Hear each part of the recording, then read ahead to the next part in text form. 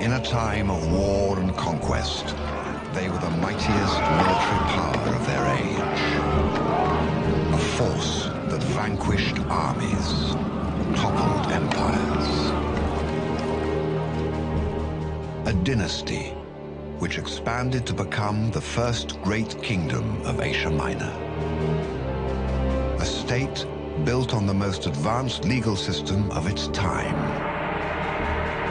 A civilization that formed the cultural link between the ancient East and West. A language that was the earliest example of all Indo-European languages. A mythology that influenced Greek and Roman literature, as well as the Bible. Kings that fought the pharaohs in the greatest battles of history. Defiant, proud men and women who ruled the Near East. An empire that changed the ancient world. The Hittites.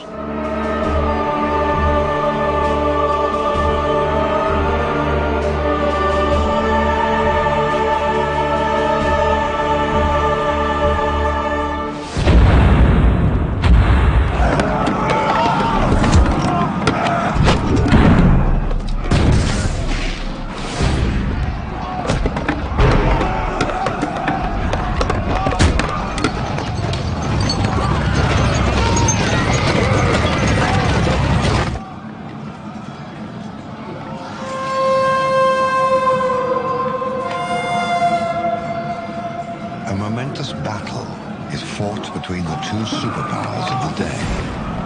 On one side is the Egyptian army commanded by the legendary Ramesses II. Confronting Ramesses is a force that instills fear in all its enemies, but in time will become only an obscure footnote in the pages of history. A civilization forgotten for 3,000 years. Until stunning archaeological discoveries will mark its rebirth.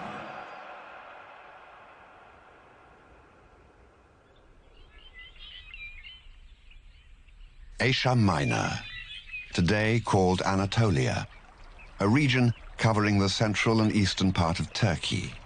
It is a land surrounded by Greece in the west, Iraq and Iran in the east, Syria in the south, and Russia in the north. In 1834, Charles Félix Marie Texier, a French archaeologist, was exploring in central Anatolia.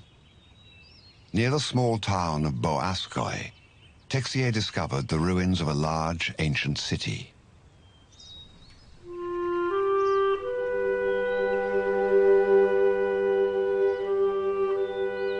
The mysterious city contained many walls and reliefs with strange hieroglyphic inscriptions. But at the time, the find generated little interest in the archaeological community. 40 years later, reliefs, statues, and stamp seals with similar hieroglyphics began turning up all around Anatolia and Syria. The intriguing discoveries pointed to a civilization with a common script and vast territory stretching from western Turkey to northern Syria. In 1876, Archibald Henry Sayes gave a groundbreaking speech to the Society of Biblical Archaeology in London. Sayes claimed that he had established a connection among all the monuments and was able to partially decipher one of the stone reliefs. He argued that the inscriptions belonged to the Hittites.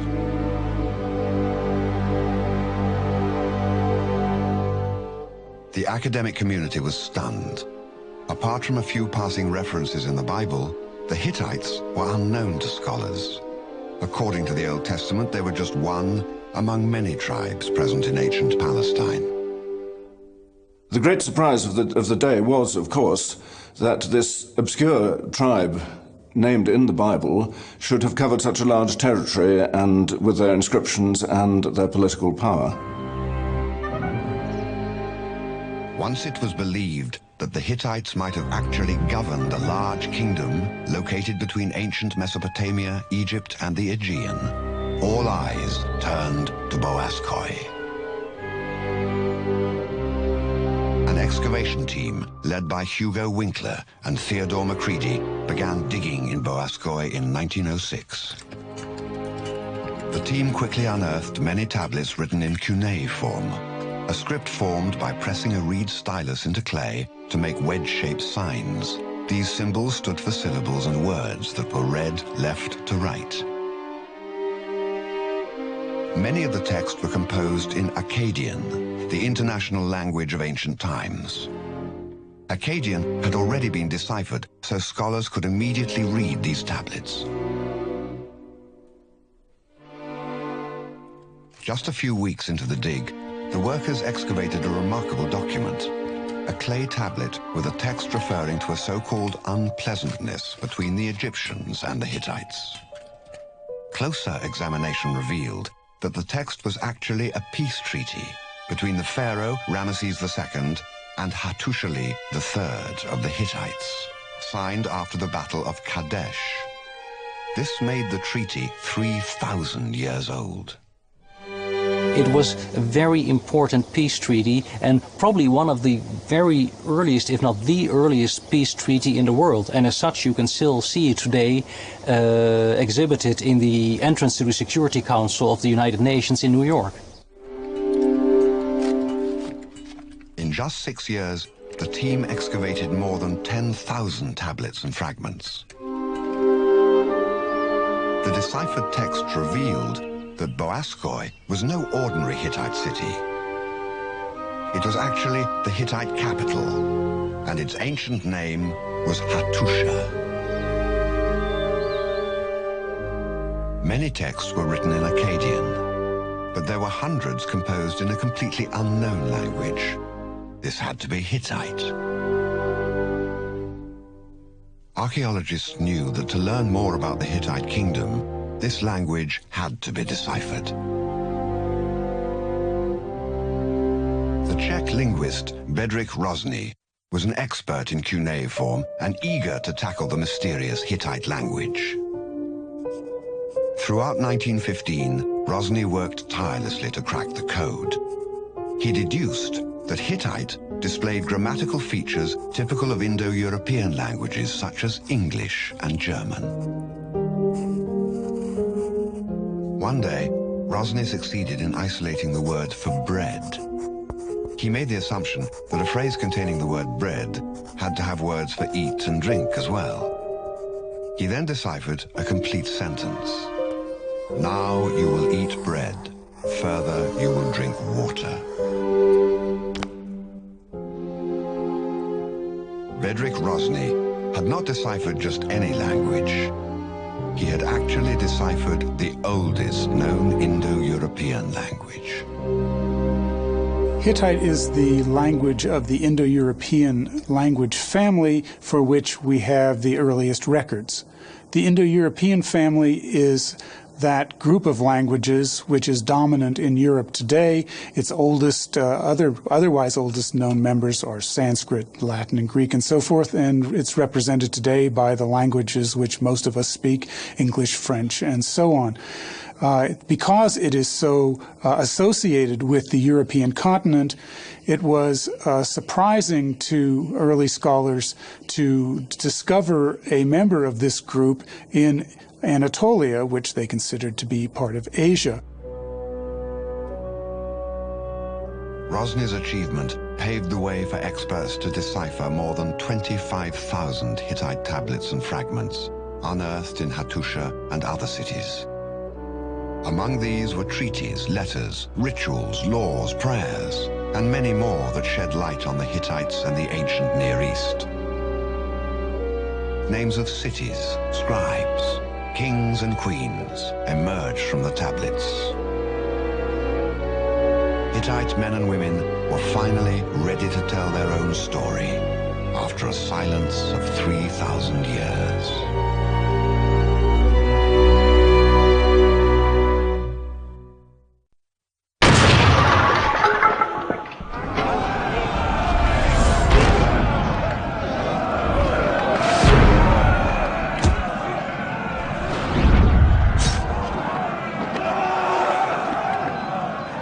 In the 18th century BC, Anatolia was a land in chaos. Constant wars between the local city-states plunged the prosperous Bronze Age into a period of darkness. To survive, kingdoms had to become conquerors to avoid conquest by others. One group, known as the Hittites, were among the many caught in the turmoil.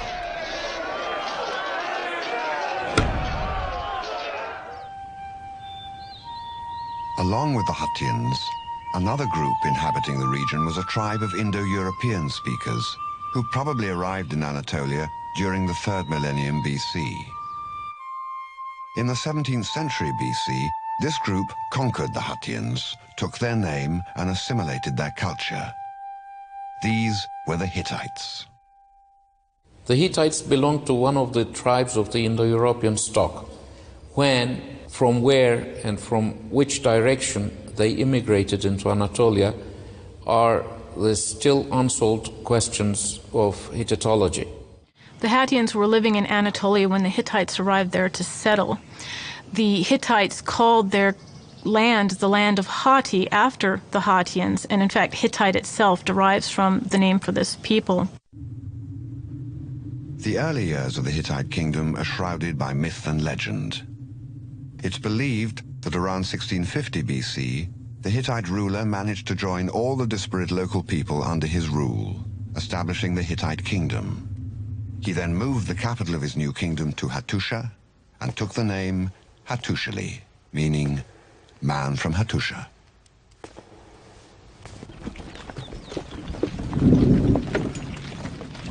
Surrounded by the hostile Azawa tribes in the west, and the formidable Hurrian and Mesopotamian states in the southeast, Hattushali knew that he had to assert himself in the region. He immediately went on the attack.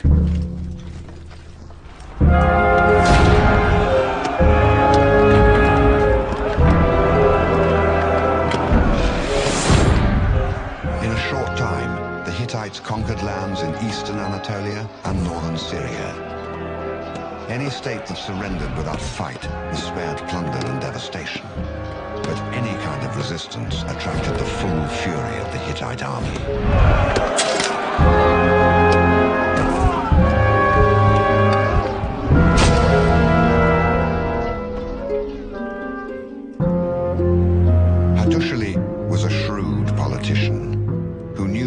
military success had to be backed by strong propaganda. As his conquests grew, he nurtured a superhuman image of himself. His frame is new, his breast is new, his penis is new, his head is of tin, his teeth are those of a lion, his eyes are those of an eagle, and he sees like an eagle. Hattusili I was a master of self-promotion. The texts that date to his reign testify to this side of his character. He was the self-proclaimed lion, and he did everything he could to try and live up to this epithet, both in his military conquests and in his handling of the tumultuous internal politics of the kingdom. Under Hattusili's enigmatic, often ruthless rule, the young kingdom expanded. His military successes were forever embedded in Hittite folklore and annals.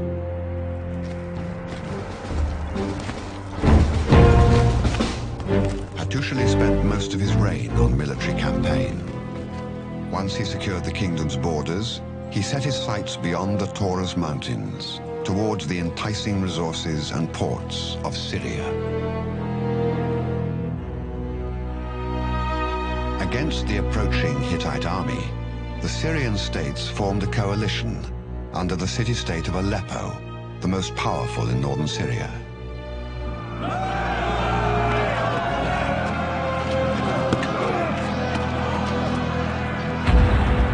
Hattusili quickly conquered and plundered most of the North Syrian cities, and then attacked Aleppo. But 2 campaigns failed.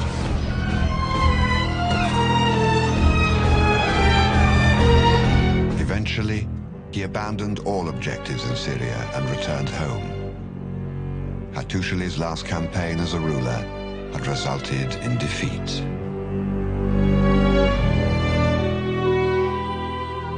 Around 1620 BC, Hattusili was ailing. On his deathbed, the aging monarch proclaimed his grandson, still only a child, as his legitimate successor.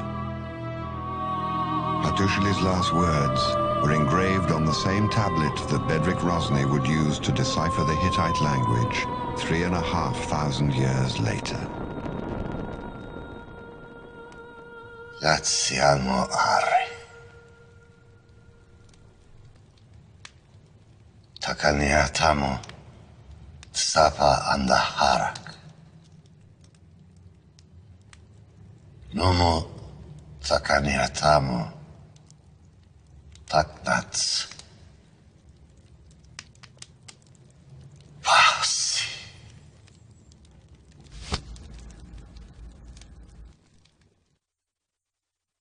This was a fragile time for the new kingdom. Their great leader was dead, and their borders were frail. Syria remained unconquered, and Hattusili's young grandson Murshili was on the throne. But by the time he was roughly 20, the youthful king was ready to complete his grandfather's unfinished business.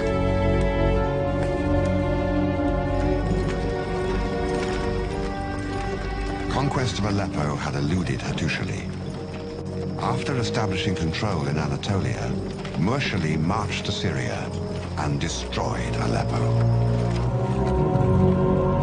He then set his sights on a preeminent land to the southeast of Syria, Babylonia, the kingdom once ruled by the famous Hammurabi, the lawgiver. Around 1595 BC, Murshili and his army crossed the Euphrates, marched 600 miles, and sacked Babylon. Murshili's victory put an end to the illustrious Babylonian Empire.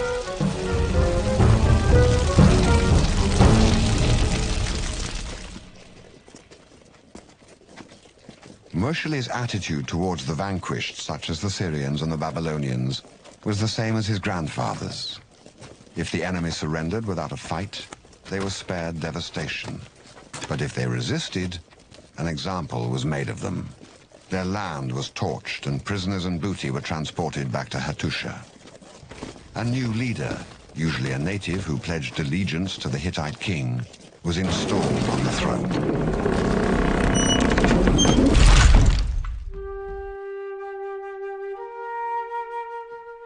The Hittites assimilated the rich cultures of the many lands they conquered, but the core of Hittite culture remained rooted with the indigenous Hittian people. Every aspect of life, from pottery to religion, revealed traces of the Hittians. In this period, Hittite artisans such as potters and seal makers labored to create artifacts with images depicting scenes ranging from rituals to marriages. Meticulously crafted seals with minute details contained the names of kings and queens. These seals were the very business cards of the Hittite royalty in international affairs. An official claiming to represent the Hittite ruler had to present his seal when asked. The practice of using seals was very important, of course, in a largely illiterate society for general legal validation. And it's clear that most Hittites, down to quite lowly administrators, would have had one or more personal seals. The seals are mostly known to us from impressions on clay, on ceilings and on tablets. The royal seals were very fine and very beautiful. They would have the names written in hieroglyphic in the center and in the cuneiform script round the outside, whereas the administrator's seals use only, as a rule, the hieroglyphic script. They also give us a great deal of information, both about the royal family, where queens often shared a seal with the kings, and also about the personnel of the administration. The Hittites began depicting stories in their pottery almost 1,000 years before Western cultures. Hittite vases, with their strong narratives, remain the greatest visual source of information about Hittite society.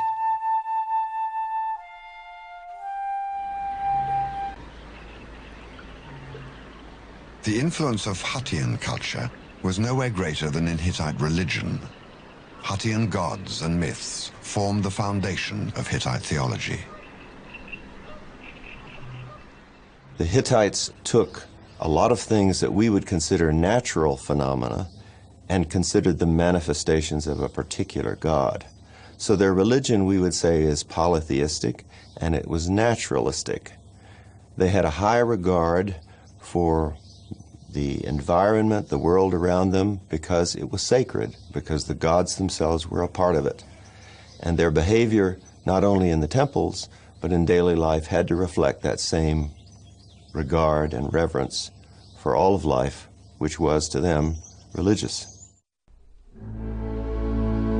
The storm god and the sun goddess, the divine couple, presided over a complex pantheon of gods linked with everything from war to agriculture.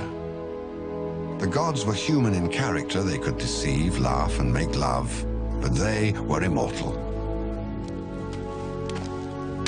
In Hittite belief, gods depended on humans for offerings and devotion, while humans relied on their gods for comfort and wealth. Pleasing the gods ensured a good harvest and even military success. But neglecting or offending the gods brought upon the people the direst punishment, sometimes extending into the afterlife. The portrait of the afterlife is extremely pessimistic. The netherworld was cold and dark, and the poor dead eat only mud and drink dirty waters. The cause of the gods' wrath could only be discerned with complex oracles. Anything from examining the entrails of an animal or the flight pattern of birds could help elicit information from the gods. Some tablets even contain diagrams of migratory paths for future reference. Once the oracles revealed the reason, the gods' anger could only be appeased with rituals and offerings. Many Hittite tablets contain strict instructions for rituals.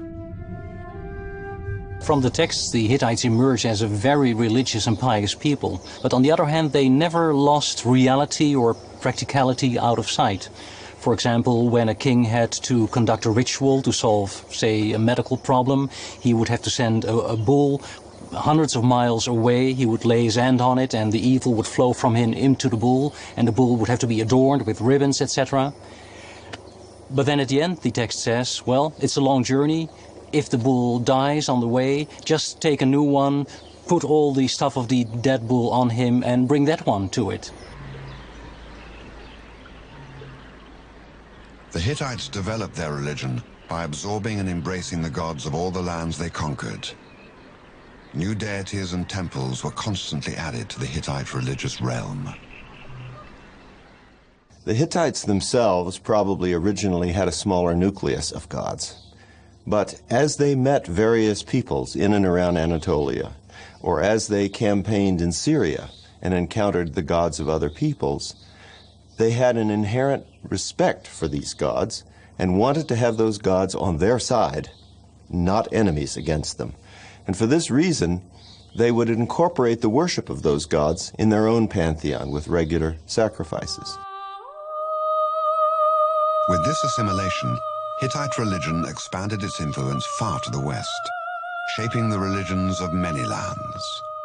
In time, the Hittite storm god would evolve into the Greek Zeus and the Roman Jupiter. In the end, the Hittite pantheon would become so complex that the Hittites would be called people of 1,000 gods.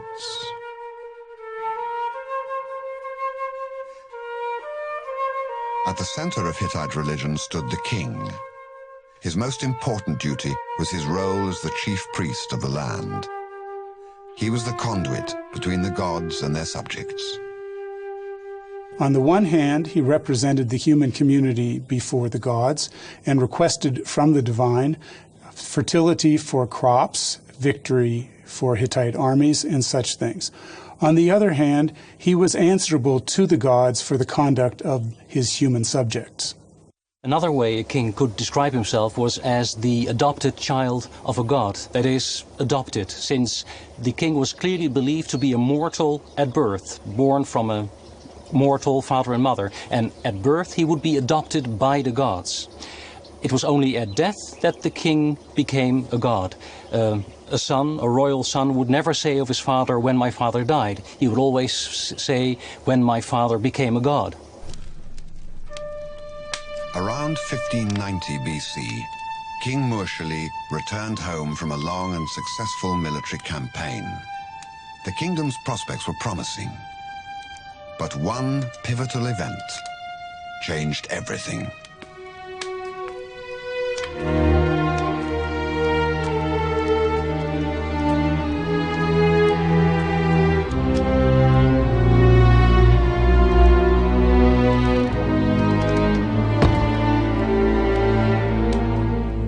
The assassination of Mursili by his brother-in-law plunged the kingdom into a period of chaos. For the next 65 years, most kings seized the throne by murdering their predecessors, and few were able to rule more than a few years. The kingdom was weak and divided. It seemed on the verge of collapse.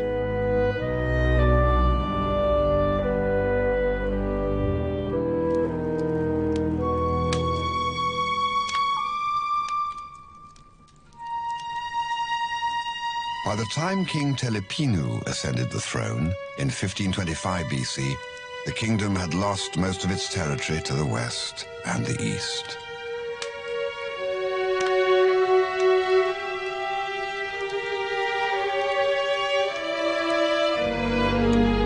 Immediately after his accession, rivals to the throne murdered his son and wife.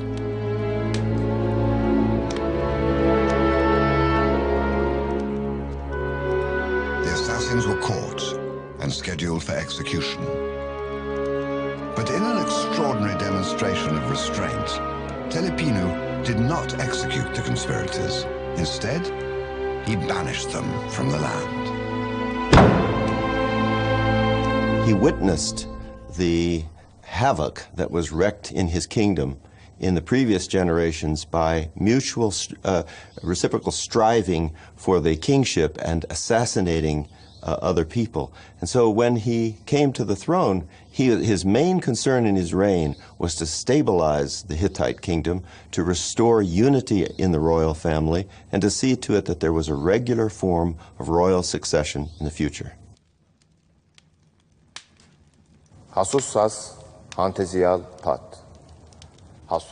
Let a prince, a son of the chief wife, become king. If there is no prince of the chief wife, let the son of a second wife become king. But if there is no prince, no heir, let them take a son-in-law, husband of a daughter of the first wife, and let him become king. Telepinu recorded the rules of future royal succession in one of the most important documents in Hittite history. It has become known as Telepinu's Proclamation.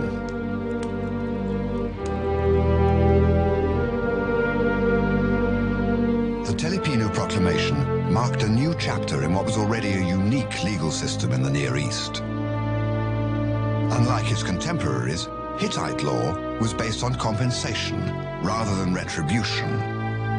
The laws, with their 200 provisions, covered many aspects of Hittite life, from marriage to agriculture. It was a dynamic legal code, evolving and undergoing reform as conditions changed and new cases arose. One of the aspects of Hittite law that I find most fascinating, which is unique in the ancient world, is that they kept a record within the law itself of any changes that they made, any modifications. You might have a law that would run something like this. If a man breaks another man's foot, he used to pay 50 shekels, but now he pays 25 shekels. Any subject of the kingdom, or even of the vassal states in distant lands, could complain of injustice and obtain a fair ruling. The king's instructions to his governors and his family members were clear. Into whatever city you return, summon forth all the people of the city. Whoever has a suit, decide it for him and satisfy him. Do not make the better case the worse, or the worse case the better. Do what is just. The Hittite laws were the way the Hittite king implemented the desire of the sun god to protect weaker classes of people. And that is why I do not consider it a restrictive law in the bad sense, but rather restricting the extreme cruel treatment that could otherwise have been meted out to people who didn't have protection. The laws were just, though the punishment for breaking them was often quite severe. If someone contests the judgment of the king, his house will become a ruin. If someone contests the judgment of a dignitary, his head will be cut off. Telepinu also took a new approach to foreign policy. He avoided protracted military campaigns and signed the first ever Hittite treaty with the land of Kizzuwatna. Other Hittite kings would adopt his strategy, and in time, Hittite treaties would become as effective as his military. Treaties were very important to the Hittites. In a sense, they were the glue which held together the Hittite Empire. In fact, of all the treaties which have come down to us from the ancient Near East, more than half were found in the Hittite archives. Telepinu stabilized the kingdom and established peace, even if it was only temporary. The growing military might of Egypt in the south and the new Hurrian state in the east, the kingdom of Mitanni, made future military conflicts inevitable.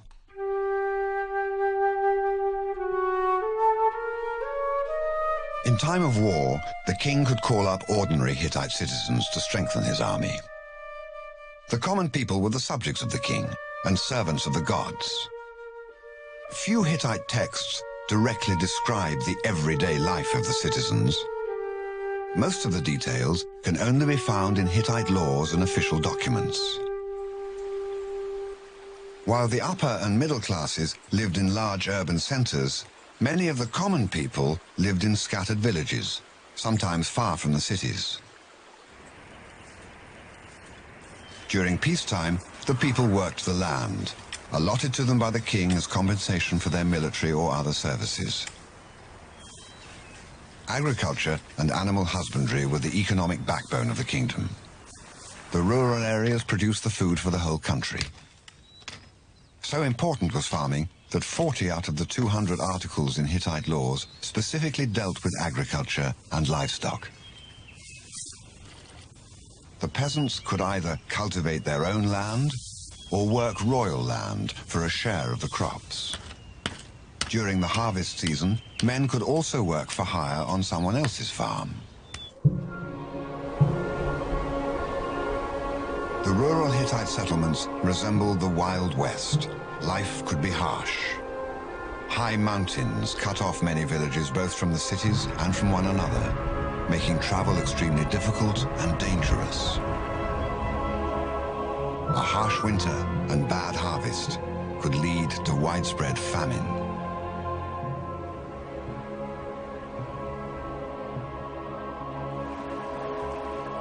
When the weather allowed travel, the farmers brought their goods to the Hittite marketplaces set up around the major cities and temples.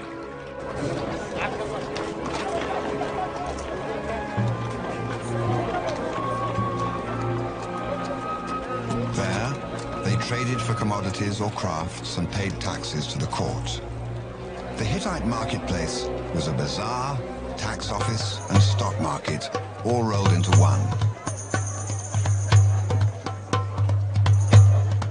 Cosmopolitan in many ways, these bustling marketplaces were filled with people, both local and foreign, combing the streets for merchandise.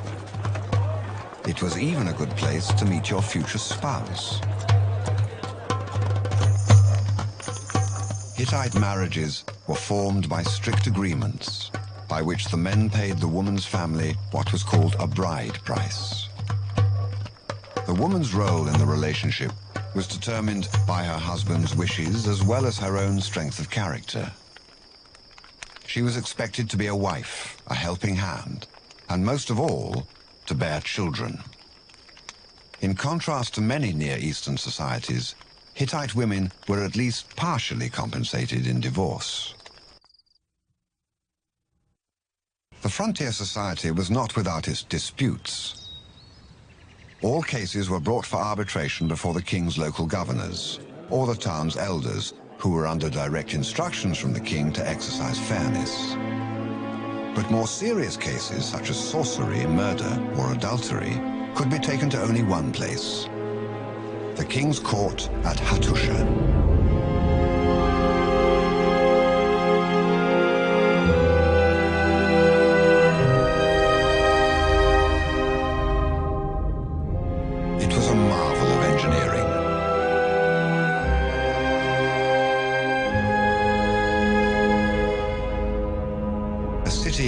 Literally carved out of rock. Its temples, houses, and the royal citadel stretched over an area of 400 acres, much larger than ancient Troy or Athens. Surrounded by imposing natural fortifications and miles of walls, it was considered impregnable. As the religious, economic, and administrative center of the land, it was one of the most important cities of the ancient world and the pride of the Hittites. Hattusha was the Hittite kingdom. Hattusha was divided into two districts, the lower and the upper city. Armories, archives, temples, government buildings, and grain depots that served the entire kingdom were all located in the capital. The king resided in the fortified citadel with his immediate family. Many of the important buildings, especially those with religious functions, were constructed on rock outcroppings.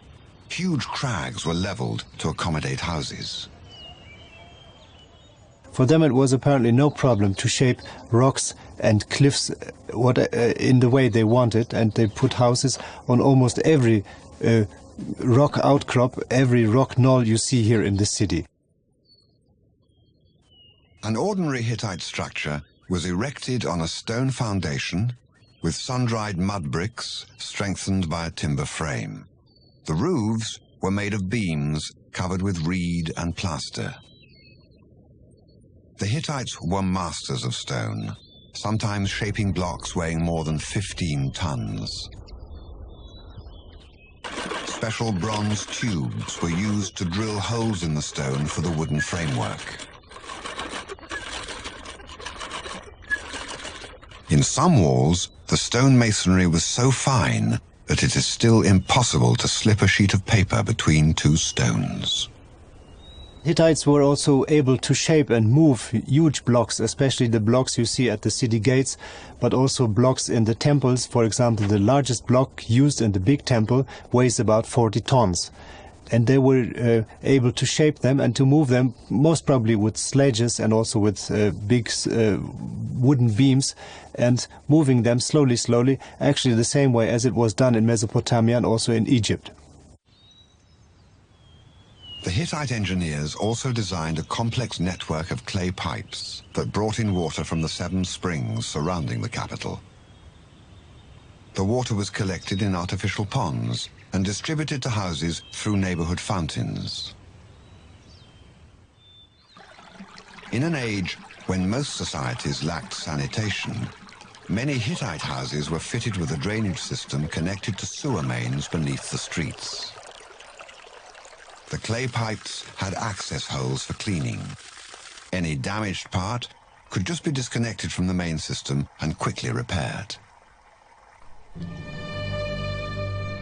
First and foremost, the Hittites were warriors, and their city was designed to make this clear to anyone who traveled to the capital.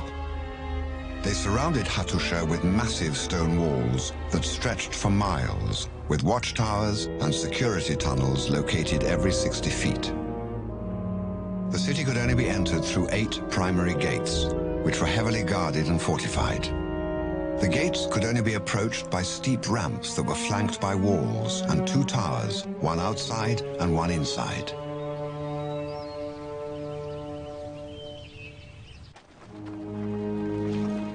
In times of crisis, people living outside the city were brought inside for protection.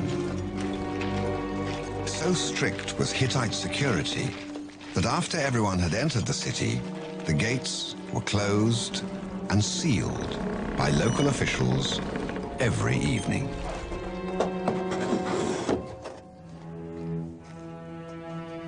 The seals were checked first thing in the morning to determine if Hattusha had been infiltrated by the enemy or their spies. Most of the city's population were employed in temples, the religious and sometimes the administrative centers of the empire. The artisan workshops, the protective deity statues, and the official archives of the kingdom were all located there. Copies of all texts, ranging from treaties to prayers, were meticulously stored in the royal archives. A king could easily become familiar with past events and refer to his predecessors' exploits. One of the strongest points of the Hittites is their enormous sense of history. The Hittites had a very strong conviction that the present is firmly rooted in the past, and that every decision you now take must be based on the past and will, as such, have, of course, important consequences for the future as well. So they used their archives. Over centuries they kept tablets to be able to consult them, to be able to draw from them for the present. One group of workers in the temples were indispensable to the administration of the kingdom: the scribes. They were the writers and translators of all Hittite documents and were among the king's most important advisors. A scribe was required to spend many years mastering the difficult cuneiform script and the languages that were used in foreign correspondence. By the time they were appointed to the palace, scribes were well versed in many languages, history, and politics. The Hittite state could not have functioned without the activity of the scribe. The scribe kept the records which allowed the king and his officials to perform their duties, both within the human area and over against the gods. A unique glimpse into the personal lives of the scribes can be found at the end of a few official Hittite documents. I say to my dear brother Uzu, may it be well with you, and may the god Ea, king of wisdom, protect you in well-being. Presently, things are going well in your household, and everything is fine in regard to your wife. My dear brother should not worry at all. May my dear brother send greetings back to me. Say to my brother Himuili, in regard to what you wrote me about your sons-in-law, I've taken your point and will speak about it in the palace. A person will go to them and bring them into the presence of His Majesty. Many of these scribes received their early training by copying ancient texts. In addition to local scribes, many were brought in from distant lands like Syria and Babylonia. These people brought with them not only their skills, but also a legacy of myths that formed the core of Hittite literature. Most of these stories have survived thanks to the archives of Hattusha. Though the Hittite writings were influenced by Hurrian and Babylonian myths, they had their own distinct style and themes. Mythical traditions often tell us a great deal about a society's values and customs and traditions, and so too with the Hittites. Abhorrence of incest, the violation of family loyalties and the rules of hospitality, the behavior of wayward gods, all these find their echoes in Hittite mythology. And with their parade of monsters and battles and the most extraordinary, bizarre sexual couplings, all these things must have had enormous appeal at all levels of Hittite society. With their strong narratives and entertainment value, these myths passed down from generation to generation. Many of them even influenced Greek and Roman myths as well as the Bible. The Hurrian myths translated into Hittite, which are poetic epic, have enormously close links with early Greek poetry.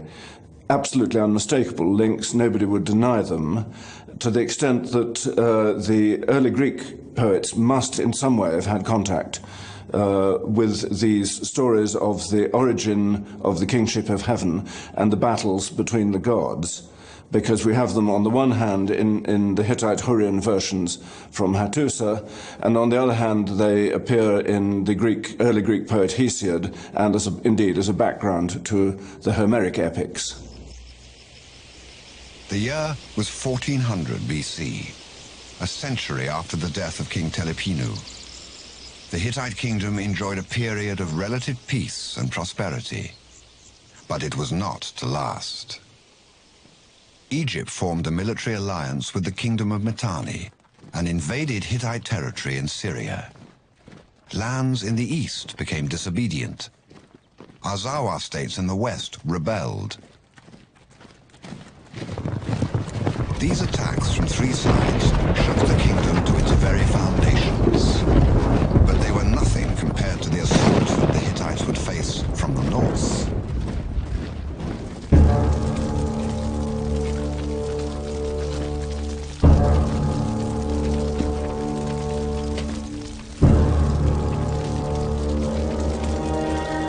The Kashkar were a group of northern tribes infamous for their defiance and ruthlessness. Capitalizing on the chaotic situation, they ravaged Hittite border towns in the north and pushed quickly south.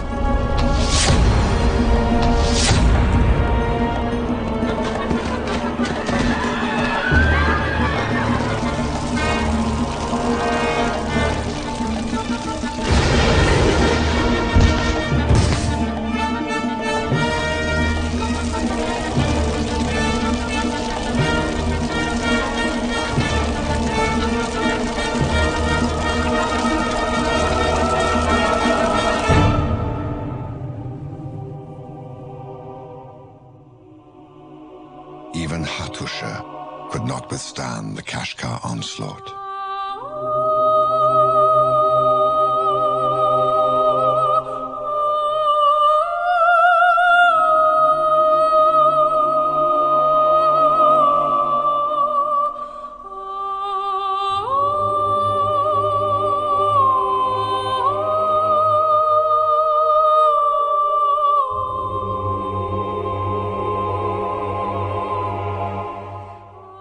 It was impossible for the Hittite army to defend all four fronts at the same time. In just a few years, the kingdom lost most of its possessions, retaining only a small piece of land in central Anatolia. The devastation was beyond the Hittites' worst nightmares, and their enemies were certain the kingdom was destroyed. The Egyptian pharaoh Amenhotep III summed it up in a letter to an ally. I have heard that everything is finished when the country Hattusha is paralyzed. But they were all wrong. The Hittites would emerge from this defeat stronger than ever. One man would raise the kingdom from the ashes and transform it into a mighty empire. He would come to be known as the King of Kings, the greatest Hittite ruler in history. His name was Shupilulima.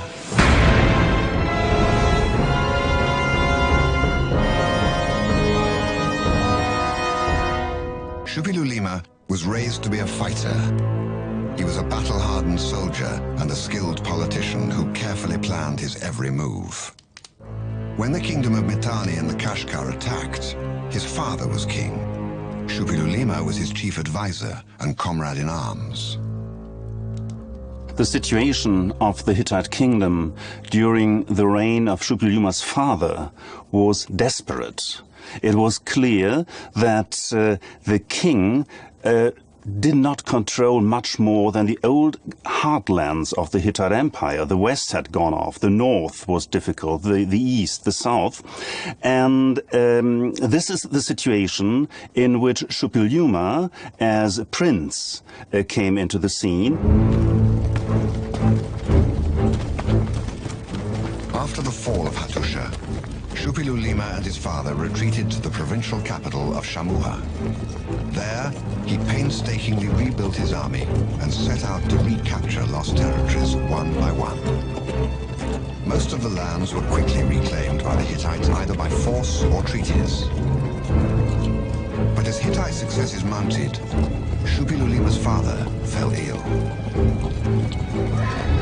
On his deathbed, to the surprise of everyone, he passed over Shupilulima and appointed another son as his successor. Shupilulima was furious.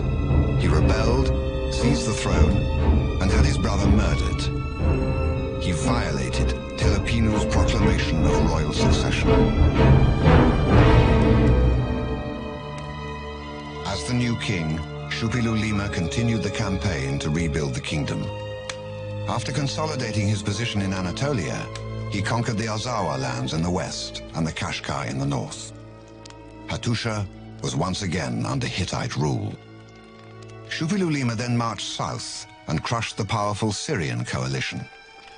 Within a year, most of the lands in northern Syria were under his rule.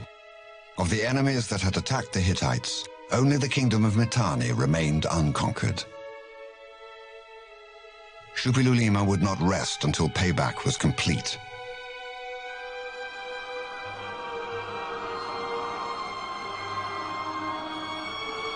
In a relentless campaign, he attacked the Mitanni kingdom and subjugated all small states loyal to it.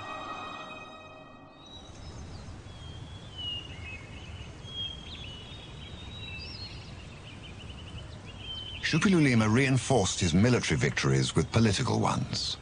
He formed an alliance with the Syrian state of Ugarit. Ugarit's alliance would not only give the Hittites access to crucial trade routes, but would also provide a valuable source of tribute. The alliance proved to be a shrewd political move. Ugarit became the Hittites' most important source of revenue for the next 2 centuries. Although he was a skilled politician, Shuppilulima's greatest asset was the Hittite military, the most powerful of its day. The military was made up of the infantry and the chariot units. The infantrymen were mostly armed with spears and shields. For close combat, they used bronze, sickle-shaped swords and axes. The Hittite military life was harsh and governed by strict discipline. The troops were expected to march long distances through difficult terrain and then fight the enemy. During some campaigns, they had to carry their weapons and shields for 900 miles under the fierce heat of the Anatolian sun.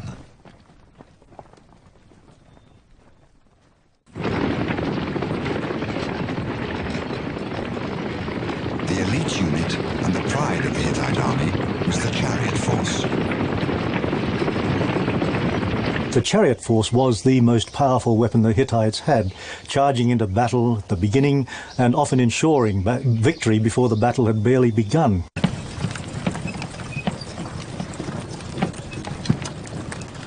The Hittites did not invent the battle chariot, but they perfected it. In their hands, it became the equivalent of the modern-day tank. In most chariots of the day, the axle was located at the end of the cart, which carried 2 soldiers. The Hittites mounted the axle near the middle of the cart, making the chariot more stable and able to carry a larger load. This meant an extra soldier and more weapons, giving the Hittite chariots superiority in fire and manpower over their Egyptian or Hurrian counterparts. The Hittite charioteers could devastate the enemy by hurling spears and shooting arrows from a distance. They could then attack the enemy ranks and crush the fleeing soldiers by striking them from both sides of the chariot. The Hittite chariots were so feared that, according to the Old Testament, their thunder made the Syrians tremble with fear. As far as Hittite military strategy in battle was concerned, the important thing was to try to get your enemy to meet you in open battle, because this is what the Hittite infantry were trained for. This is where the chariotry were most effective. With his formidable military, Shuppilulima was an unstoppable force in the Near East. Shuppilulima wanted to extend Hittite influence to Mesopotamia by taking the daughter of the Babylonian king as his wife. This presented a problem, since he was already married, and his wife held the official title Tawananna, the Hittite queen.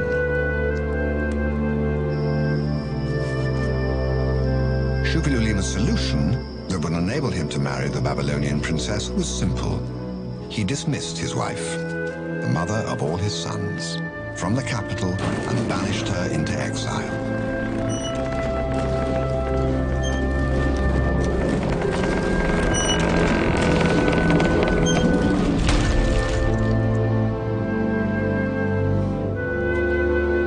Soon, the Babylonian princess traveled to Hattusha and married Shuppilulima. She was now Tawananna, queen of the Hittites.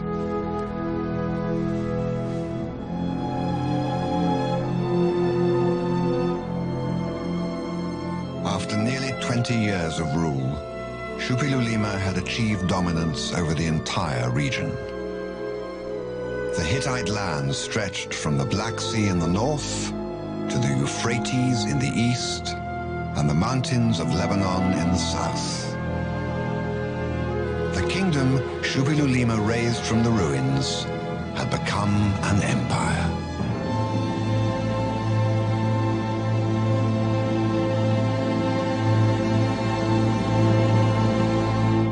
Shuppilulima still remembered the devastation his kingdom had endured under his enemies. One Mitannian stronghold remained before his revenge was complete, the city of Carchemish. In 1327 BC, Shuppilulima besieged the city.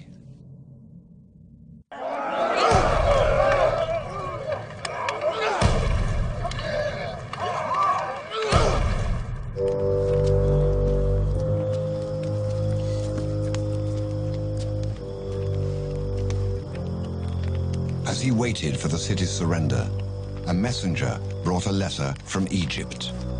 It was to mark the beginning of one of the greatest mysteries in ancient history.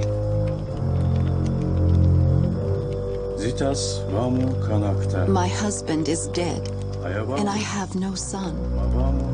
But it is said that you have many sons. If you could send me one of your sons, he could become my husband. On no account will I take one of my subjects and make him my husband. I am very afraid.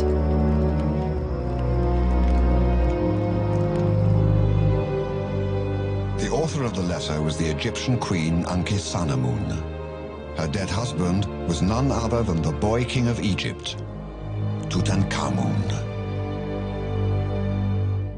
Sapphira must have been stunned. I mean, here is Egypt being given to him on a golden platter, a thing that he never dreamt of. And of course, that must have pricked the pride of some of the Egyptians, whether in ancient times or modern times. Why would an Egyptian queen ask to marry a Hittite king's son? Why would she send a plea to her country's greatest rival?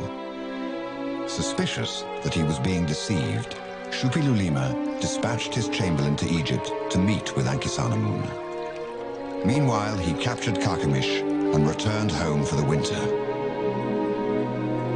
The following spring, Shupilulima's chamberlain returned with an angry letter from Ankhesenamun. Why did you say they deceived me? Had I a son, would I have written about my own and my country's shame to a foreign land? I have written to no other country. Only to you I have written. They say you have many sons, so give me one of yours. To me, he will be husband. In Egypt, he will be king. It was almost too good to be true. A Hittite prince would sit on the Egyptian throne, and the Hittites would become the greatest power of the known world. Persuaded, Shupilulima sent his son to Egypt to marry Ankhesenamun.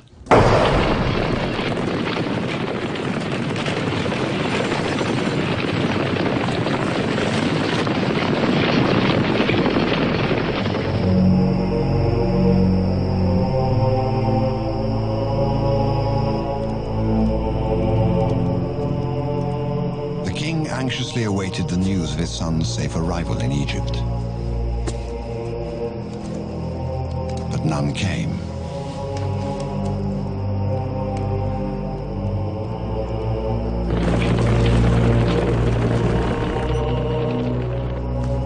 Finally, after a few weeks, a messenger brought him a letter. The prince was dead. He had been murdered by Ankhesenamun's rivals the moment he entered Egyptian territory.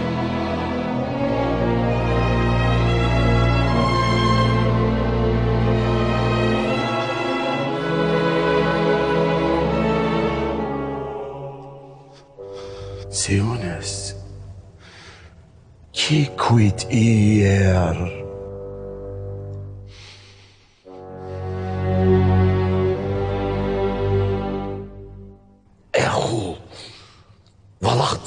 مصري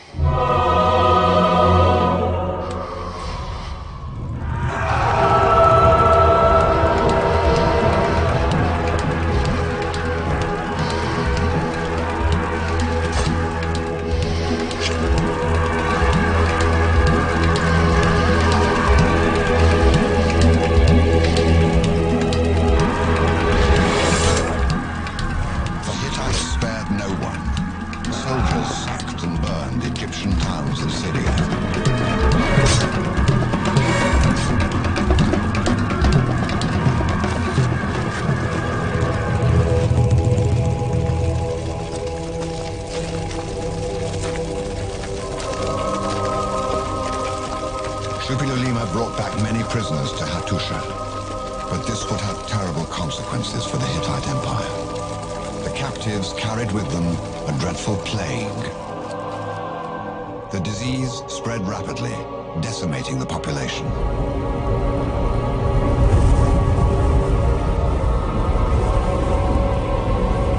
The Hittite lands were devastated.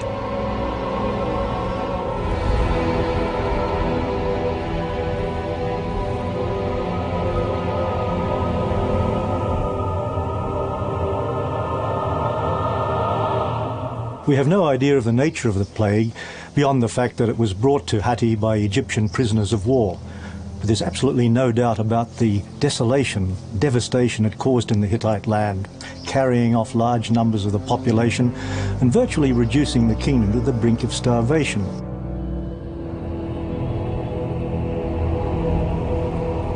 As the Hittites prepared for a major conflict with the Egyptians, terrible news came from Hattusha. In 1322 BC, the 22nd year of his reign, King Shupilulima died from the plague.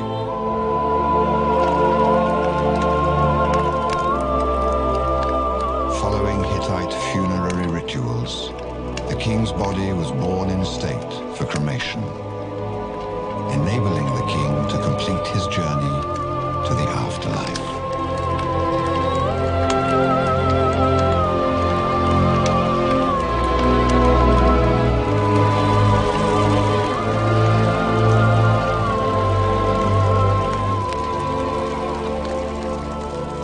Among the mourners at the funeral was the king's Babylonian wife. She would retain her status as queen in the next reign. The plague carried off Shupilulima's successor immediately after his accession. The empire had now lost 2 rulers in a single year.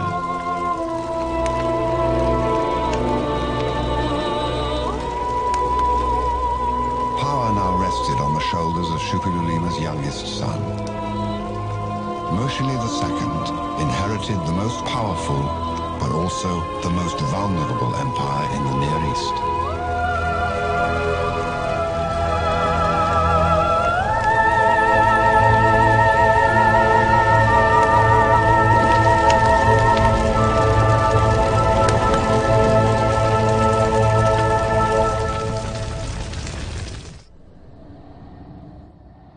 You are a child. You know nothing and instill no fear in me. Your land is in ruins and your soldiers and chariots are few. Against your soldiers, I have many soldiers. Against your chariots, I have many chariots. Your father had many soldiers and chariots, but you are a child. How can you match him? Moshili's position on the throne was far from secure. Enemies on all sides waited for the right moment to attack. But for now, Moshili's most pressing problem was internal. The Great Plague continued to ravage the empire.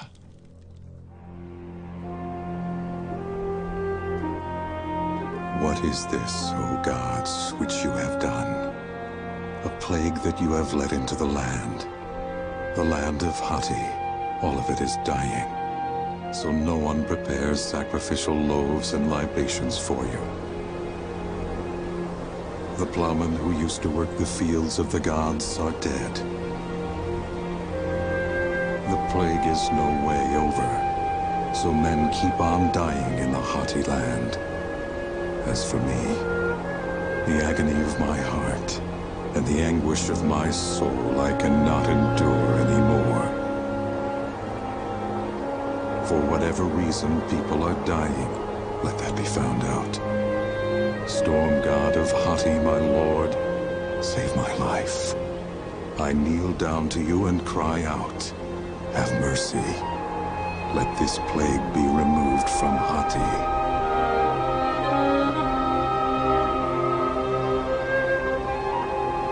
Nothing helped.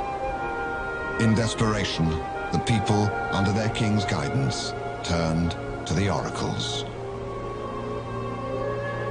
The oracles revealed the cause of the punishment. Mershali's father, Shupilulima, had murdered his own brother, Tutalia, and attacked Egypt, both without the approval of the storm god.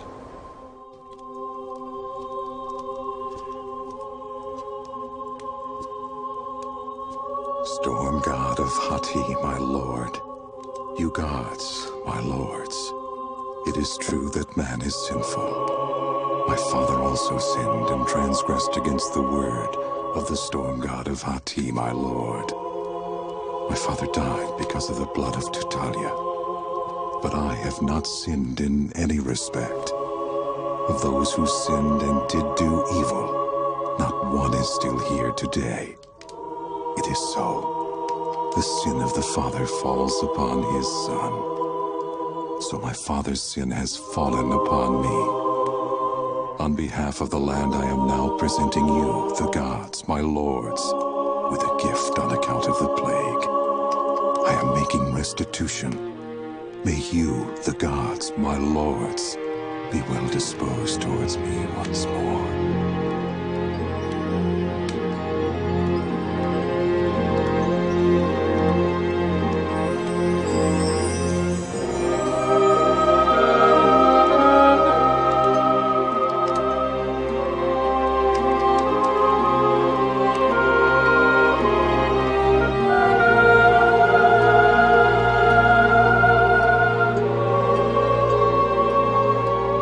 Finally, after devastating the empire for 20 years, the plague ended.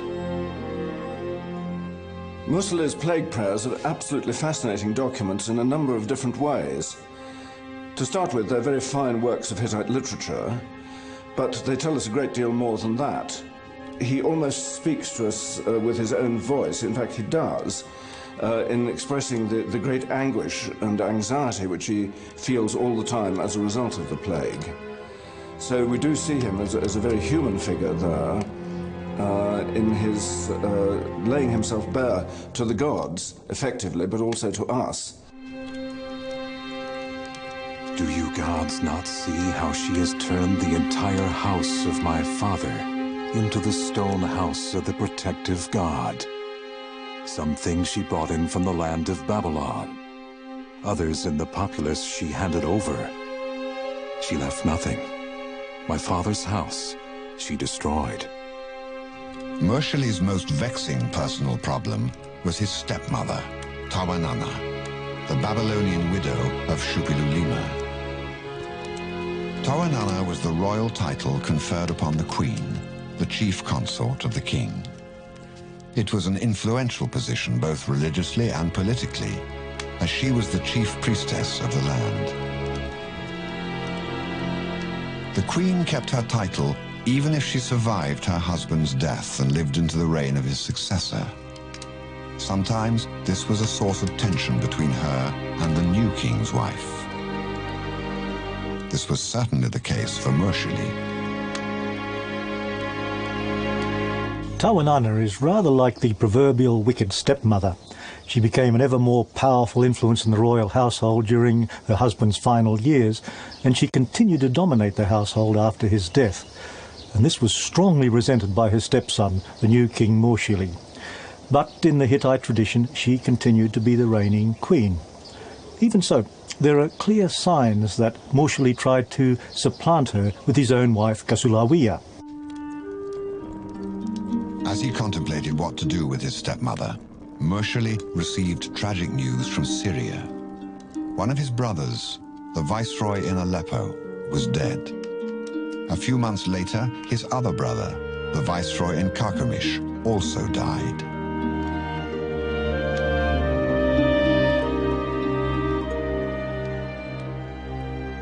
In the 9th year of his reign, Mershali had lost his two most important supporters. Then, his wife suddenly fell ill. Despite all his pleas to the gods and oracles, her condition deteriorated. The Hittite physicians were helpless. No one could diagnose her illness. Foul play was suspected.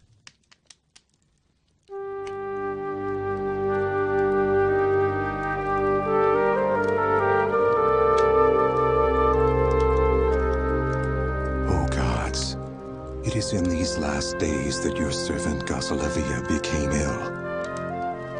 Once more look with favor upon the princess and cure her of this illness.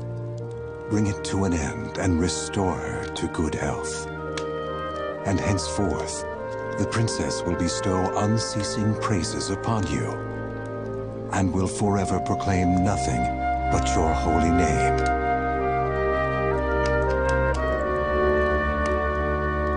But within a year, Mursali's wife died. The king was devastated. My punishment is the death of my wife. Throughout the days of life, my soul goes down to the dark netherworld on her account.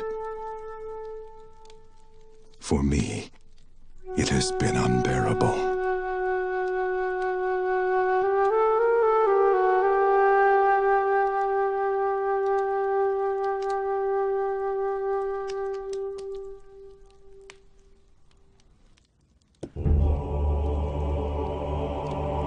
Mursali believed that his stepmother had used black magic and caused his wife's death. Black magic, especially towards a member of the royal family, was a capital crime in the Hittite Empire. In Hattusha hereafter, sorcery must be exorcised. Whoever in the royal family knows about sorcery, you must seize him and bring him to the gate of the palace. Whoever does not bring him here, things will go badly for this man and his house. The oracles revealed that the Tawanana was guilty. It was determined by oracle inquiry that I should execute her. I did not execute her, but I deposed her from the office of Siwanzani priestess. I punished her with this one thing, and I sent her down from the palace.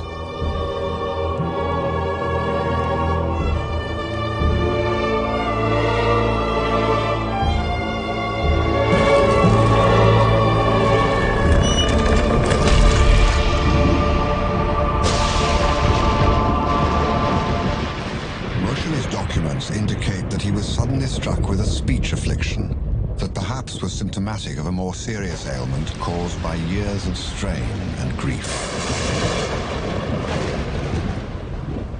I traveled to Tiukanu. A storm burst forth, and the storm god thundered terrifyingly. I was afraid.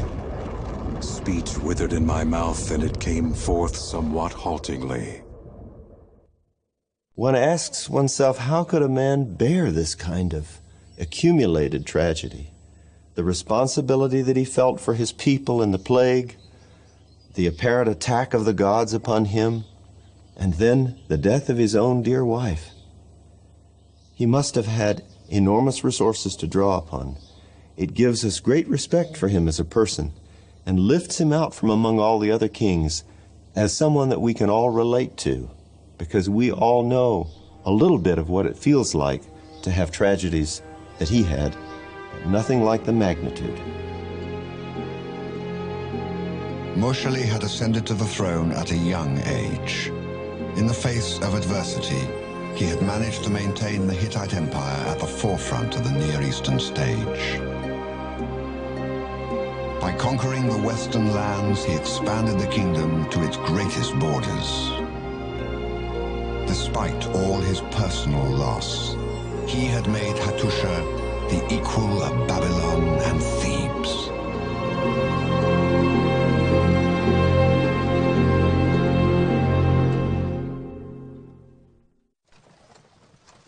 By the end of Mursali's reign in 1295 BC, there were new, powerful enemies encroaching on Hittite borders. Assyria in the east coveted new possessions in Hittite territory.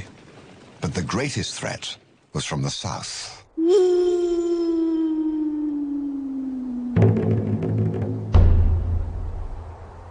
In the late 13th century BC, a new, powerful dynasty emerged in Egypt. In 1279 BC, 16 years after the death of Mursali II, the accession of the third king of the 19th Egyptian dynasty marked a turning point for the Near East. This new ruler would become the mightiest pharaoh in Egypt's history. He was Ramesses II.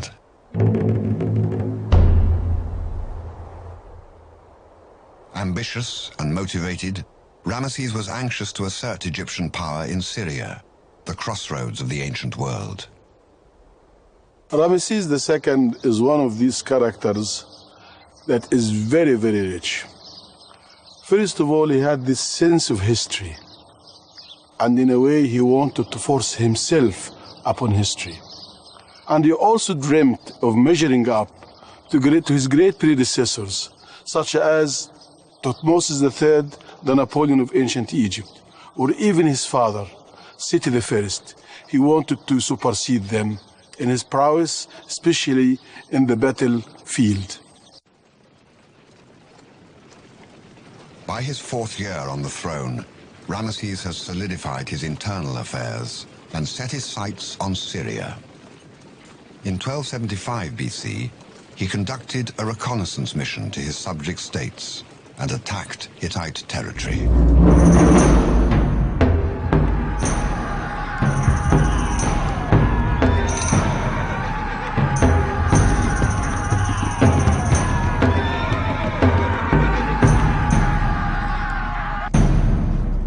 Ramesses saw that Egyptian vassals were loyal. Hittite power seemed weak. The conquest of Syria could begin. Ramesses' rival in Syria was the Hittite ruler, Muwatalli, the 22nd king of the dynasty and Mursali's oldest son.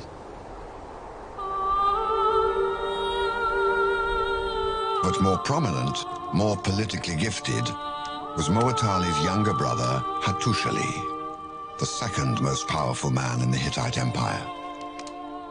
Hattusili was the youngest son of Mursali. He had been a sickly child and not expected to live to adulthood. While I was still a child, my lady Ishtar sent my brother Muwatalli to my father Mursili in a dream with the message: "For Hattusili, the years are short. He will die soon. Therefore, give him into my service and let him be my priest. If you do so, he will continue to live." And my father took me and gave me to the goddess for service. And serving as priest to the goddess, I poured libations. And so at the hand of my lady Ishtar, I saw prosperity. Despite constant bouts of ill health, Hattusili had fought beside his brother in the northern campaigns and proved his worth as a commander. His account of his life does show, of course, that he was extremely ambitious. He attributes his success to the support of his patron goddess. But he also shows himself to have been a very able soldier, and what we know of him from elsewhere and from later shows him to have been what one would probably call a cultured man as well. In 1274 BC, Kadesh was under Hittite rule, and Amurru was under Egyptian control. The loyalties of other states in Syria constantly fluctuated between the two sides. But Kadesh was the most strategic city in Syria, and it marked the border between the two powers. Whoever controlled it would control Syria. The fate of the Near East was to be decided on the plains of Kadesh. Armorers cast the weapons. Charioteers reinforced their vehicles. The infantries trained tirelessly. Both sides prepared for a momentous battle. The Hittites reinforced their standing army with troops from 18 vassal states. They amassed 37,000 infantry soldiers and 3,500 chariots. Ramesses formed an army of 4 divisions: the Ammon, the Ray, the Tar, and the Seth, each made up of 5,000 men. It was the greatest assembly of forces the world had ever seen. The Hittite forces left Anatolia and marched south to Syria, joining with their allies along the way. Hattusili was the commander of the Hittite infantry and the chariots of the north.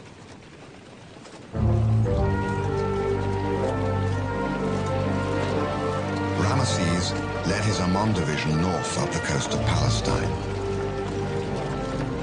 But in his haste to face the Hittites, Ramesses made a tactical error. He increased the distance between him and the Tar and Seth divisions. In case of an attack, he could only rely on the Ray and his own Ammon division, just half his total force.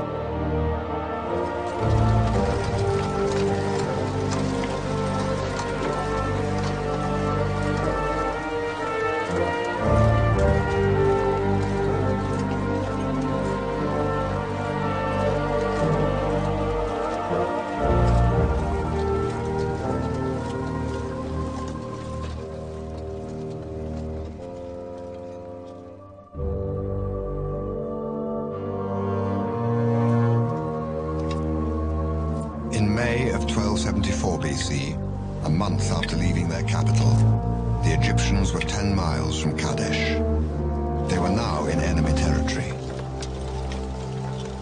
But the Hittites were nowhere to be seen. As Ramesses prepared to cross the Orontes River at Shabtuna, his forces captured 2 Bedouins. Under interrogation, they claimed that the Hittite army was located 100 miles further north, at Aleppo, and that, intimidated by Ramesses, they were fleeing back to Hattusha. The Bedouins were lying. The overconfident Ramesses committed a second tactical error. The next day, he crossed to the north bank of the river, and once again split his forces. He set up camp at the northwestern side of Kadesh, with his Ammon division. His other division, the Ray, remained on the south bank, and the Tar and Seth divisions were still many miles to the south.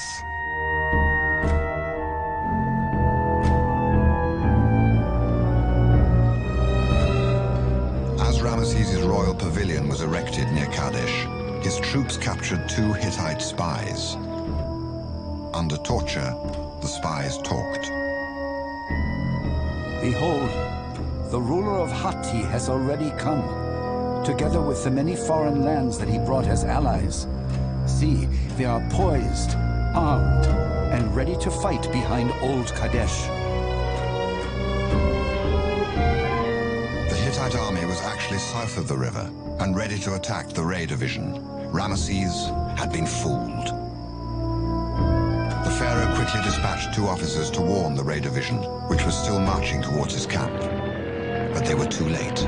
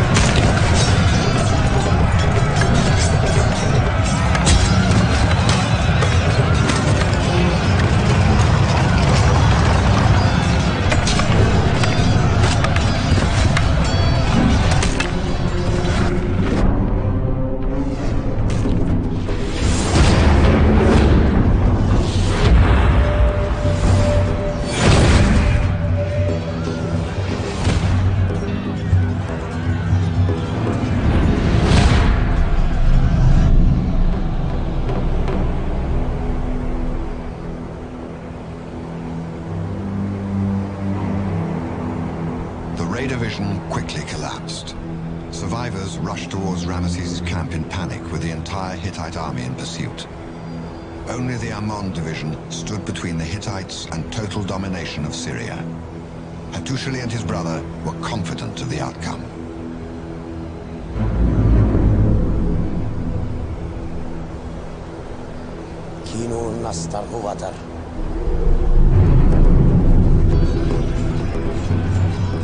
It seemed that only a miracle could save Ramesses.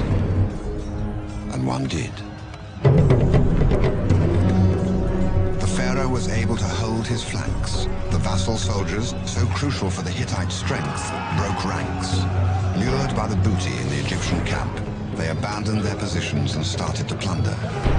At the same time, Egyptian reinforcements arrived from Amurru and attacked the Hittites on their flank. With their forces in disarray, the Hittites missed the opportunity for a decisive victory.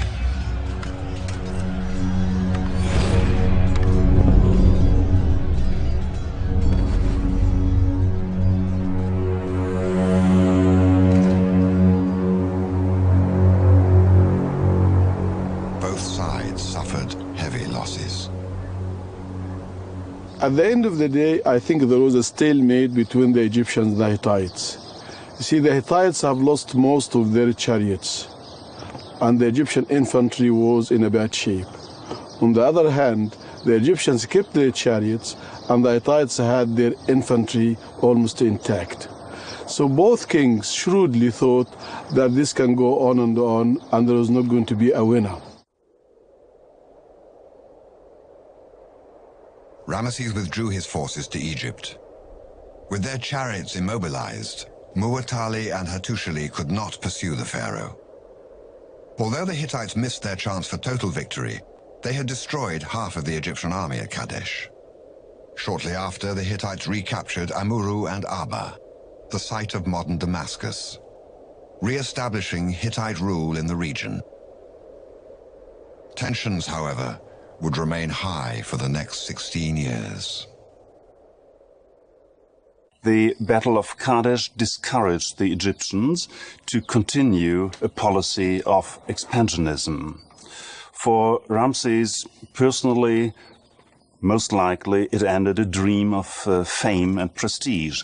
But the Egyptians had no problem with that. The royal ideology made sure that the king was always successful. After the confrontation with the Hittites, Ramesses adorned the walls of his temples at Karnak, Luxor, Abydos, and Abu Simbel with reliefs depicting his version of the battle.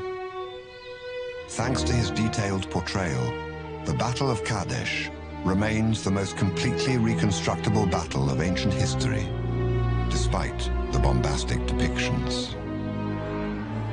I slaughtered them. I killed them wherever they were. And one called to other, "This is no man who is among us. This is Seth the Mighty. Baal is in his limbs. His deeds are not the deeds of a man.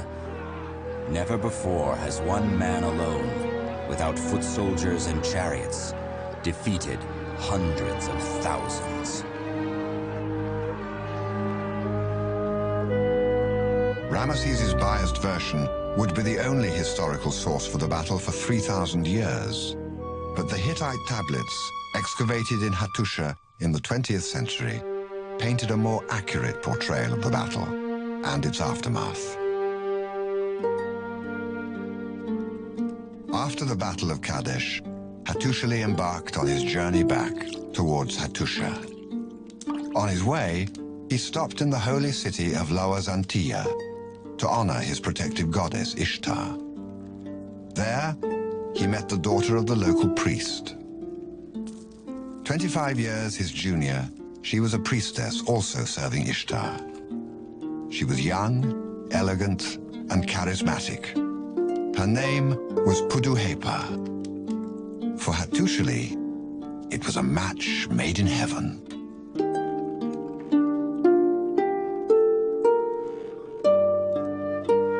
At the command of the goddess, I married Puduhepa, the daughter of Bentipshari, the priest.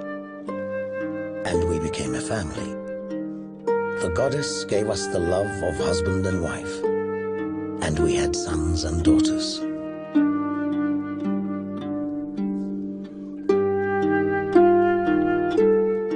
Puduhepa was not only a devoted wife and mother, but in time would become the most prominent Hittite woman in history.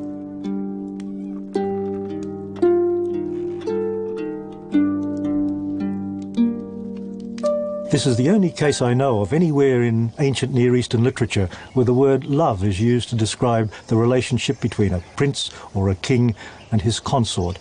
And that's probably significant. The relationship between Hattusili and Puduhepa was very much a practical, working political relationship. But I believe it was strongly underpinned by a deep mutual love and affection which each had for the other, and that lasted for the whole of their lives together. 2 years after Kadesh, around 1272 BC, King Muwatalli died. The king's son and Hattusili's nephew, Uriteshub, now sat on the throne. Hattusili was the ruler of the upper land, but from the start, it was an uneasy relationship. Uriteshub was leery of his uncle's increasing power and saw him as a potential threat. 7 years after his accession, Uriteshub stripped Hattusili of most of his lands and titles. Hattusili's reaction was swift. Ta'akansa.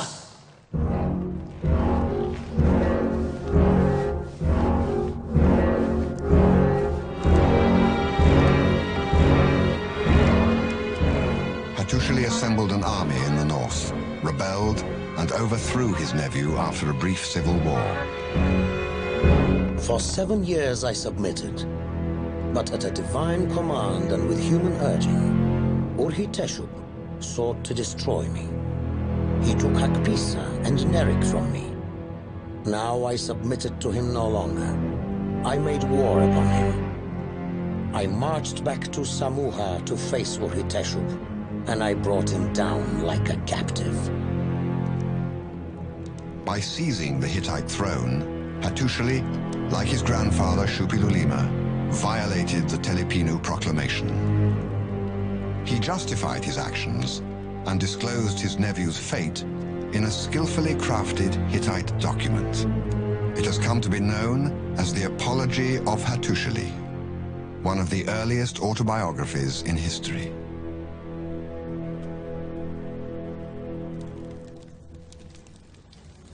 Mahan mamukan. Urhiteshubas enisan sianus asolanausta. Nuasma arsaniat numu uwai udas. He took away from me all my subjects.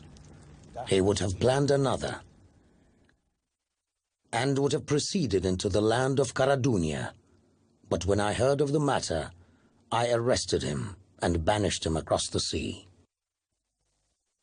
Perhaps one of the most extraordinary documents in the whole Boyarsky archive is the so-called Apology of Hattusili, so-called because it is his defense of his usurpation of the throne. And in it he gives an account of his early life, which is perhaps almost unparalleled in its detail. The Apology is the earliest text in which we have a sustained self-defense of a particular individual's activities over a lifetime. Around 1267 BC, Assyria gained strength in the east. Ramesses II was into his 12th year as pharaoh, and Moses was supposedly leading his people out of Egypt in the biblical Exodus. In the land of Hatti, Hattusili, now Hattusili III, was king, and his wife, Puduhepa, was beside him as the queen. For the Hittites, it was a time of peace and prosperity. Hattusili's first order of business was to establish strong political ties with his neighbors. royal marriages and treaties were the best ways to do this. As the First Lady, Puduhepa functioned as royal matchmaker, organizing the marriages of her family members to foreign kings. She exchanged letters with vassal kings and even had her own seals for correspondence. She became a constant presence in many affairs of the kingdom, sometimes presiding over legal cases and advising her husband in foreign affairs.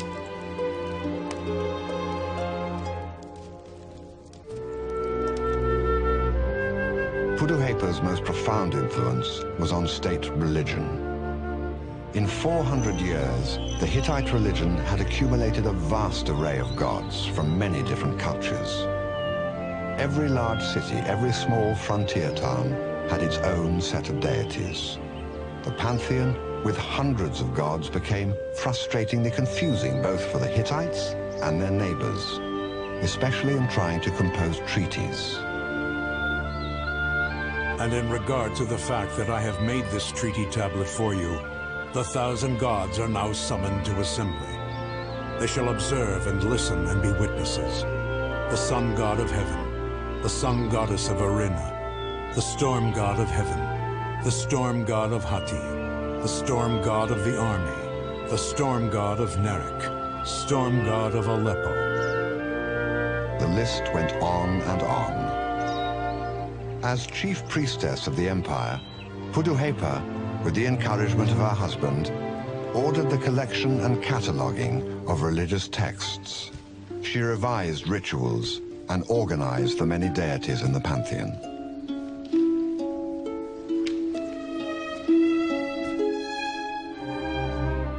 By the end of Hattusili's first decade on the throne, around 1260 BC, the Assyrian problem could no longer be avoided. Before confronting the threat from Assyria, Hattusili knew that he had to secure his Egyptian flank. Also, an agreement with a major power like Egypt would strengthen his image among his own subjects. Ramesses felt the same way about his own position.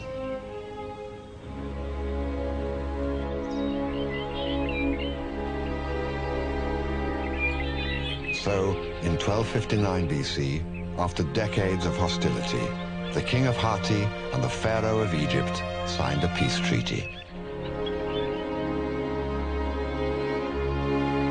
The Hittite version, containing the seals of Hattusili and Puduhepa, was composed in Akkadian and sent to Egypt. There it was translated into Egyptian and carved on the walls of the temples at Karnak and the Ramesseum. The Egyptian version of the agreement was also written in Akkadian and then sent to Hattusha. A clay copy of this version is on display in the Istanbul Archaeological Museum in Turkey. The text in Egypt is Hattusili's composition, while the one in Istanbul is Ramesses's. A copy of the version in Istanbul is now in the United Nations headquarters in New York.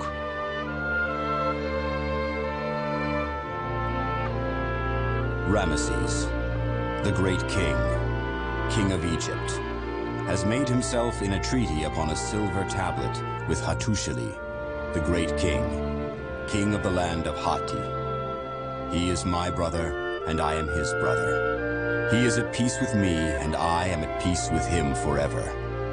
And we will create our brotherhood and our peace, and they will be better than the former brotherhood and peace of Egypt and Hatti.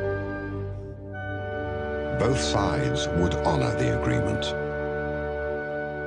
Due to the treaty that was signed between the two powers, at least there was peace for some time in the Middle East, not only for the two powers, but for the whole region. But most important, that these people at that time kept their word, because peace went on between the two nations. This also gave the opportunity to Ramesses II to embark upon his ambitious program of building. That's why we have his buildings all over the place. The peace treaty initiated a correspondence between the courts of Ramesses II and Hattusili III that would yield more than 100 letters, 15 of them addressed directly to Puduhepa. Thus says Nefertari, great queen of Egypt, say to Pudahepa, great queen of Hatti, my sister. I, your sister, am well. My land is well. May you, my sister, be well. May your land be well. One interesting exchange concerned Hattusili's sister. Thus says Hattusili, the great king, king of Hatti. Say thus to Ramses, great king of Egypt. Let my brother send a man to prepare medicines for her, so that she might be caused to give birth. I, the king, your brother, know about Matanatsi, my brother's sister. She is said to be 50 or 60 years old. It is not possible to prepare medicines for a woman who has completed 50 or 60 years so that she might still be caused to give birth. Puduhepa knew that the best way to secure relations with Egypt was to make Ramesses their son-in-law. However, the arrangement was delayed due to a fire in Hattusha.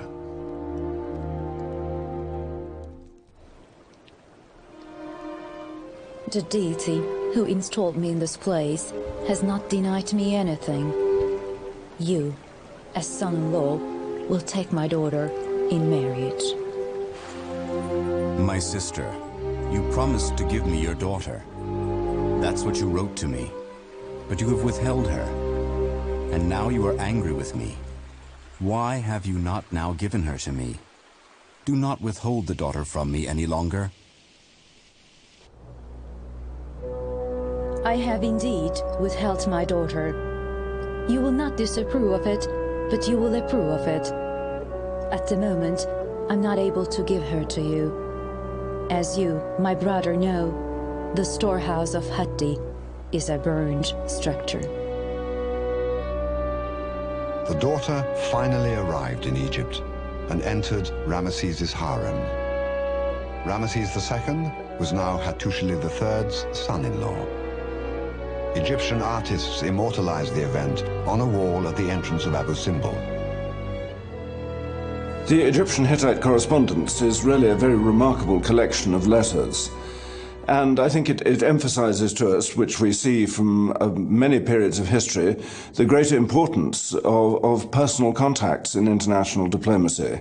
Here are two kings that were adversaries before. They met a lot on the battlefield, but now they call each other brother. Here are two queens, one of them writes to the other one, calling her sister. This adds to the human touches that sometimes we don't get from the official or formal inscriptions or letters. In a way that gives us an idea what peace can do. And it strengthens our belief in the goodness of human nature. In his later years, Hattusili stabilized his borders with a series of campaigns, holding the Assyrians at bay, and began a massive building program in Hattusha. The Great Temple was enlarged. Many new temple buildings were added to the upper city, and the construction of the religious sanctuary at Yazilikaya was begun. Some of these projects were expanded and completed during the reign of his son, Tudhaliya IV.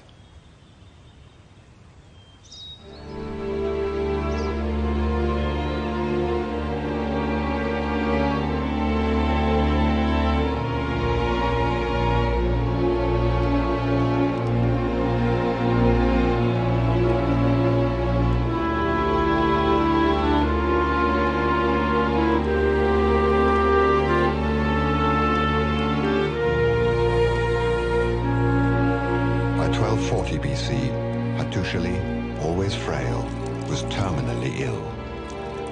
Puduhepa took over most of his official duties and did everything she could to alleviate his suffering. She asked Ramesses for Egyptian physicians, consulted oracles, and begged the gods.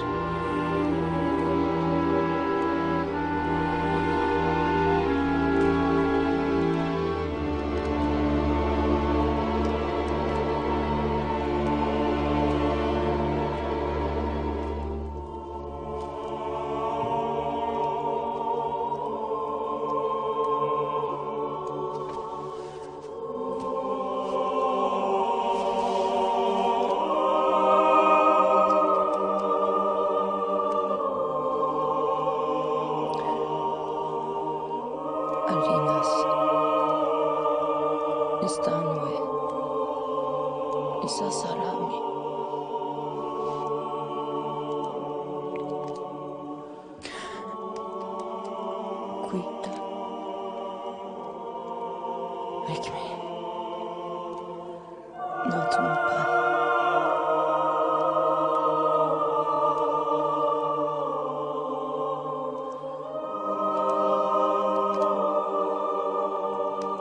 goddess, my lady, Hattushili, that servant of yours, is ill.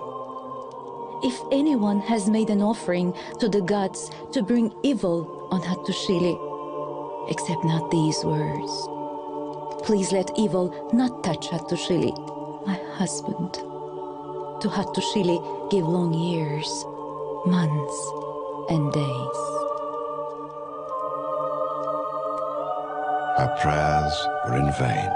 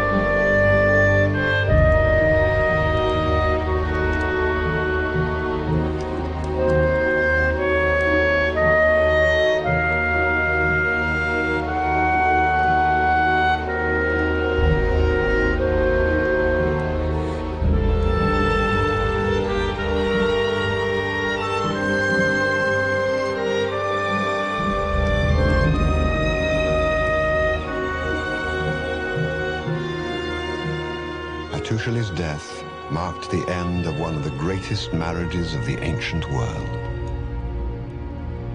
Puduhepa continued as queen into her son's reign and lived to be an old woman.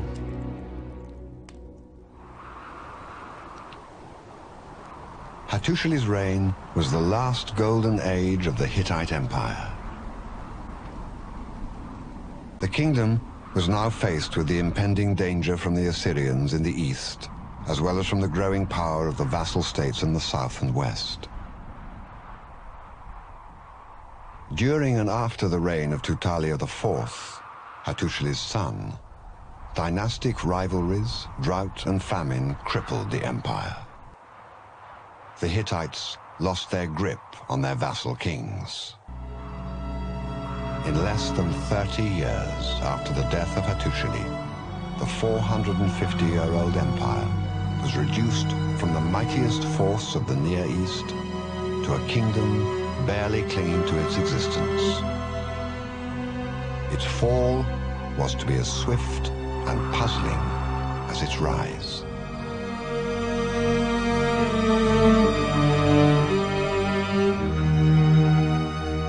There are records of only 4 more kings after Hattushili III. The archives suddenly stop.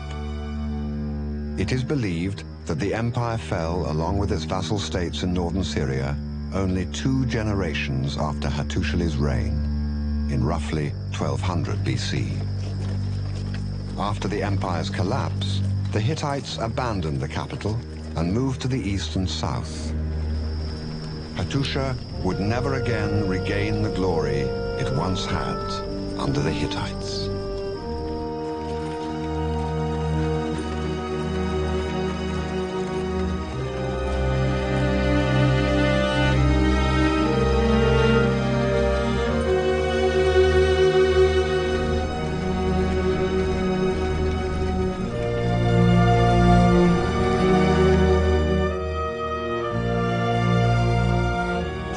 Of the Hittite Empire was also the end of the Bronze Age in Anatolia.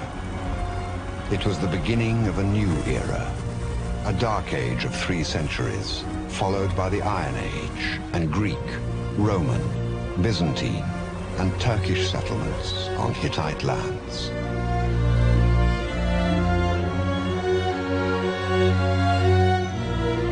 The Hittites forever changed the Near East with their pantheon of gods, their legal system, myths, and military. They established a pathway between the ancient East and West. Although the Hittite Empire fell in 1200 BC, its people lived on.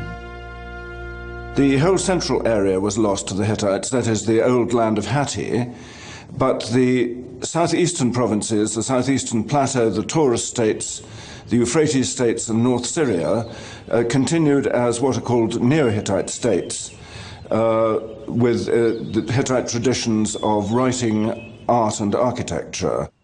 In thinking about what made the Hittites so special, we'd really have to say that they were not a highly innovative or creative people. What was noteworthy about them was the way they absorbed and preserved many of the elements of the civilizations of their Near Eastern neighbours, which enabled them to play an extremely important role in the preservation and transmission of these to later civilizations. And in the field of international diplomacy, they were at the forefront of the ancient peoples. And that's an important point, because their long lease of power in the Near East was as much due to their diplomatic and political skills as it was to their prowess in the field of battle. That really does demonstrate that diplomacy can be at least as effective as military force in maintaining a country's power and influence in a particular region.